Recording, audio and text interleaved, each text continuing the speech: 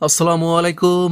আশা করি আপনারা সবাই ভালো আছেন। তো আমরা আজকে আপনাদের সাথে যে বিষয়টা নিয়ে কথা বলবো সেটি হলো ডিম ক্যান্ডেলিং করতে হয় কতদিনে, ডিম ক্যান্ডেলিং কেন করতে হবে, ডিম ক্যান্ডেলিং করলে কি কি উপকারিতা পাওয়া যায় সেসব বিষয় নিয়ে আজকে কথা বলবো। তো প্রথমত ডিম ক্যান্ডেলিং হচ্ছে সাধারণত ডিম বসানোর 7 থেকে 14 দিনের মধ্যে করতে হয়। মূলত ডিম ক্যান্ডেলিং করলে আপনার কতগুলা ডিম ফুটবে আর কতগুলা ফুটবে না এই বিষয়ে আপনি একটা শিওর ধারণা পাবেন। তো এই জন্য আপনাকে প্রথমত যে কাজটি করতে হবে, আপনি ডিম বসানোর ঠিক 7 থেকে 10 দিন অথবা 14 দিনের মাথায় আপনি ডিম ক্যান্ডেলিং করবেন। এই জন্য লাইট, যে কোনো লাইটের মাথায় ডিমটা রেখে ডিমটা দেখবেন ভালো করে যে আসলে এর মধ্যে কোনো রক্তের শিরা বা ডিমের কুসুমের মধ্যে যে বাচ্চাটা হবে সেখানে কোনো প্রকারের রক্তের শিরা আছে কি না বা নেই। আমরা সাধারণত একটা ডিম যদি দেখি, সম্প্রতি পাড়া ডিম বা বীজ ডিম আমরা দেখি, তাহলে সে সকল ডিমের মধ্যে আসলে